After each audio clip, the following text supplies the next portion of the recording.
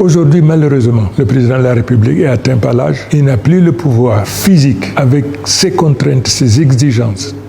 Il n'a plus la force pour exercer. Donc, lui au pouvoir aujourd'hui, en vérité, ce n'est pas lui qui gouverne.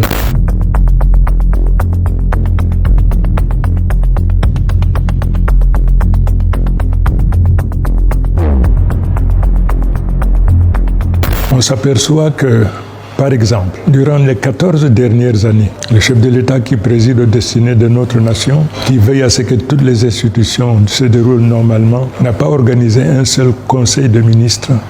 La deuxième observation, le président de la République nous donne l'impression d'être distant. C'est à croire que le pouvoir a cessé de lui procurer le plaisir, l'honneur de présider aux destinées de notre nation. Par exemple, au niveau du gouvernement, aujourd'hui, il y a 4 ministres qui sont décédés, qui n'ont pas été remplacés. Nous observons également qu'il y a ce journaliste qui a été assassiné, victime d'une conspiration, assassiné de manière brutale, sauvage. Cela a suscité l'émoi de la nation en particulier, du monde en général. Jusqu'à présent, il n'y a pas eu de suite. Les populations s'interrogent. Nous qui étions ses collaborateurs, on s'interroge. Qu'est-ce qui justifie, qu'est-ce qui explique cette distance vis-à-vis du pouvoir? Le chef de l'État nous donne l'impression d'être autiste. S'agissant maintenant de son rapport avec le gouvernement, nous constatons plusieurs symptômes qui convergent vers ce qu'on peut appeler le syndrome de fin de règne. Le gouvernement de la République a cessé d'être un instrument au service de la République. Le gouvernement est aujourd'hui un instrument au service de puissances occultes. Alors ce pouvoir occulte, comme j'en ai parlé tout à l'heure, c'est aussi divisé en 2 clans. Il y a un clan qui appartient à telle famille, à telle caste, et l'autre clan qui appartient aussi à telle autre famille, à telle enseigne, que ce pouvoir, relevant de la souveraineté du peuple, se trouve donc accaparé par ces 2 groupes qui se battent pour le triomphe de leurs intérêts, mais surtout qui se battent dans la perspective du changement du chef de l'État à la tête de la nation. J'avais pris la décision de l'accompagner jusqu'à la fin de sa carrière. Malheureusement, il se trouve, le chef de l'État est inaccessible, il est invisible. Aujourd'hui, ne sachant à quel sens se vouer, compte tenu de l'impossibilité donc d'être en contact avec lui, pour discuter, partager avec lui, je me suis trouvé dans la nécessité, dans l'obligation de retirer mon engagement que je lui avais fait pour l'accompagner jusqu'à la fin de sa carrière. Cette décision ne procède pas du hasard, mais plutôt d'une très longue observation du rapport du chef de l'État avec la gouvernance, rapport du chef de l'État avec le gouvernement, rapport du chef de l'État avec les institutions de la République de manière générale. Cette décision est le résultat également d'une réflexion mûrie avec les militants et sympathisants de mon parti, dans la perspective donc du choix d'un des candidats.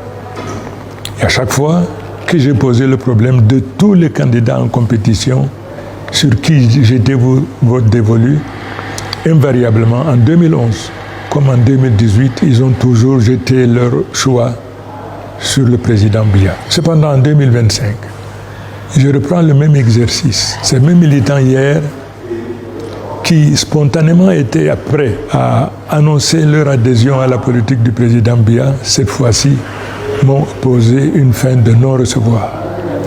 Ils refusent parce qu'après 43 ans, aujourd'hui, ils sont réduits à l'indigence. Ils ne l'acceptent pas. On ne gouverne pas une nation par procuration ou par délégation de pouvoir. Aussi longtemps que le président de la République était aux commandes et prenait des décisions qui étaient exécutoires, on peut dire, oui, il exerçait le pouvoir. Le pouvoir qu'il exerce aujourd'hui, il l'exerce par procuration. Et le fait, après 43 ans, qu'il n'ait pas eu la possibilité de désigner quelqu'un qui puisse lui succéder si telle était la volonté du peuple camerounais, donne l'impression, effectivement, que le pouvoir était sa propriété. C'est pour ça donc que nous disons non, le pouvoir est la propriété du peuple et c'est le peuple qui, conformément aux dispositions constitutionnelles, procédait donc à l'élection du nouveau président. C'est donc pour toutes ces raisons j'ai estimé qu'il était impossible de continuer mon expérience aux côtés du président de la République. C'est donc pour cette raison que j'ai décidé de démissionner du gouvernement.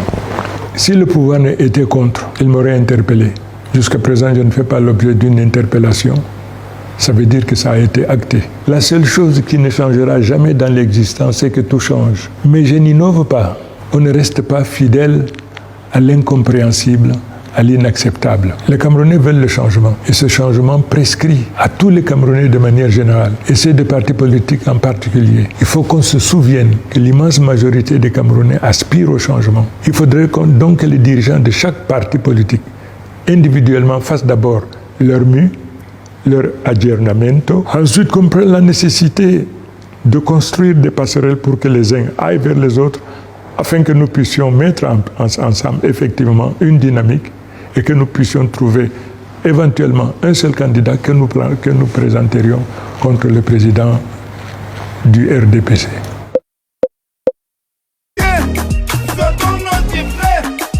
À tous les artistes, sortons nos sifflets, pour les sportifs, sortons nos sifflets, à tous les mariés.